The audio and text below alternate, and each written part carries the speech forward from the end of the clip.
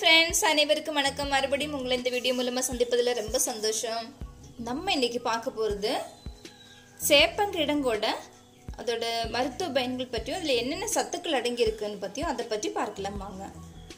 இதுதான் சேப்பங்கிழங்கோட அந்த இலை. இது வந்து ஆற்றோரங்கள் எல்லாம் அதிகமாக காணப்படும். நமக்கு தேவையானது இந்த மாதிரி உள்ள குறித்து நம்ம எடுத்துக்கலாம். இல்லை அப்படின்னா நம்மளோட அதோட கிழங்குல கூட நம்ம யூஸ் பண்ணிக்கலாம். இந்த சேப்பங்கிழங்கு வந்து இந்தியாவில் நிறைய இடத்துல பயிரிடப்படுகிறது. இது வந்து மருந்திற்காகவும் உணவிற்காகவும் நிறைய இடத்துல வந்து இதை பயிர் போடுறாங்க. இதுக்கு வந்து என்னென்ன பேர் இருக்குன்னா சாமைக்கிழங்கு, சேமங்கிழங்கு, சேப்பங்கிழங்குன்னு நிறைய பேர் இது இருக்கு.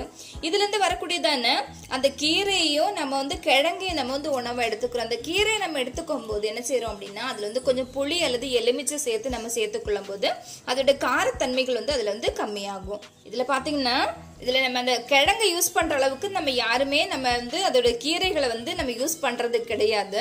பட் அந்த கீரை அந்த தண்டுகள் எல்லாத்துலயுமே நிறைய சத்துக்கள் அடங்கி இருக்கு. இந்த வீடியோ பார்த்துட்டு கண்டிப்பா நீங்க இதை கிடைச்சுன்னா யூஸ் பண்ணுங்க. இந்த சேம்பக்கீரையோட பயன்கள் என்னன்னு பாத்தீங்கன்னா இந்த இலை சாறுகள் வந்து நம்ம வெட்டுப்பட்ட காயங்களுக்கு அந்த சாறை நம்ம பூசி வர இது சீக்கிரமா அந்த காயங்கள் வந்து ஆறும். நம்மளுடைய தசை நார்களை வந்து வேகமா இது வந்து வளர செய்கிறது. நெக்ஸ்ட் பாத்தீங்கன்னா நமக்கு வந்து வெட்டுப்பட்ட இடத்துல வந்து பிளட் கசியும் இல்ல, அது ரத்தம் சொட்டு இல்ல, அந்த இடத்துல வந்து இதனுடைய இலை சாறுகளை நம்ம கொஞ்சம் விட அந்த பிளட் கசிவு வந்து சீக்கிரமா நிற்கும். மலச்சிக்கல் மற்றும் வயிற்று வலிக்கு இந்த சாறு கொடுத்து வர வயிறு வலி வந்து சரியாகும்.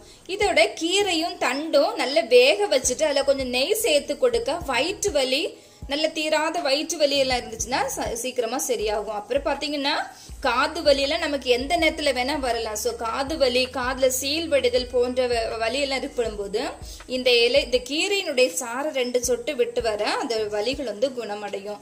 நெக்ஸ்ட் பாத்தீங்கன்னா விஷக்கடினா குளவி, வண்டு, பூரா போன்றவெல்லாம் நம்ம வீட்டுல எப்பவாவது கடிக்கிறதுக்கு சான்ஸ் இருக்கு. ஸோ அந்த மாதிரி கடிச்சிச்சுன்னா நம்ம இதோட சாறு எடுத்து பூசி வர இதோடைய நச்சுத்தன்மைகள் அல்லது விஷத்தை வந்து இது எடுத்து இறக்கிட்டு அப்புறம் வந்து நல்ல வலி இல்லாம இது வந்து நல்ல நிவாரணையா கொடுக்குது. அடுத்து குளவி, வண்டு, பூரா போன்ற பூச்செல்லாம் நமக்கு கடிச்சிச்சுன்னா உடனே இந்த சாறை நம்ம பூசி வர அதோட நச்சுத்தன்மைகள் வந்து நஞ்சு எல்லாமே அதை இறக்கிட்டு நமக்கு வந்து வலியில இருந்து நிவாரணை தருது. நெக்ஸ்ட் இப்போ நிறைய பேருக்கு இந்த ப்ராப்ளம் இருக்குது, மூல நோய், வெளி மூலம், உள் மூலம் நிறைய நோய்கள் இருக்குது. ஸோ இந்த எல்லா மூல நோய்களுக்கும் இது ரொம்பவே சேர்ந்தது. கண்டிப்பா இதை சாப்பிடுங்க. இந்த சேம்பக்கிழங்குல என்னென்ன விட்டமின்ஸ் அல்லது என்னென்ன சத்துக்கள் அடங்கி இருக்குன்னு பாத்தீங்கன்னா புரத சத்து இருக்கு, கொழுப்பு சத்துக்கள் இருக்கு, தாது உப்புக்கள், நார் சத்துக்கள், மாவு சத்து, மேலும் பாத்தீங்கன்னா இதுல கால்சியம், இரும்பு, vitamin A, C12, thiamine, riboflavin, nicotinic acid போன்ற நிறைய சத்துக்கள் இதுல அடங்கி இருக்கு. இதை தண்டோட சேர்த்து சாப்பிடும் போது இதோட எல்லா சத்துக்களுமே நமக்கு சேர்ந்து வரும். இதனுடைய கீரையும் கிழங்கையும் நம்ம யூஸ் பண்ணலாம்னு சொல்லியிருக்கோம். இந்த கிழங்கு பாத்தீங்கன்னா நல்லா அவிச்சு சாப்பிட நல்ல டேஸ்டாக இருக்கும். சும்மாவே அவிச்சு சாப்பிடலாம், ரொம்ப டேஸ்ட் இருக்கும். இல்லை அப்படின்னா அதோட கிழங்குல நல்லா உரிச்சிட்டு நல்லா உதிரி ஆக்கிட்டு அதை உப்மா மாதிரி கூட பண்ணி சாப்பிடலாம். ரொம்பவே சுவையாக இருக்கும். இத்தனை நோய்களுக்கு இது மருந்தாகுது. ஸோ கண்டிப்பாக இது எல்லாருமே யூஸ் பண்ணுங்க. இந்த வீடியோ உங்களுக்கு பிடிச்சிருந்தா லைக் மற்றும் ஷேர் பண்ணுங்க. தேங்க்யூ.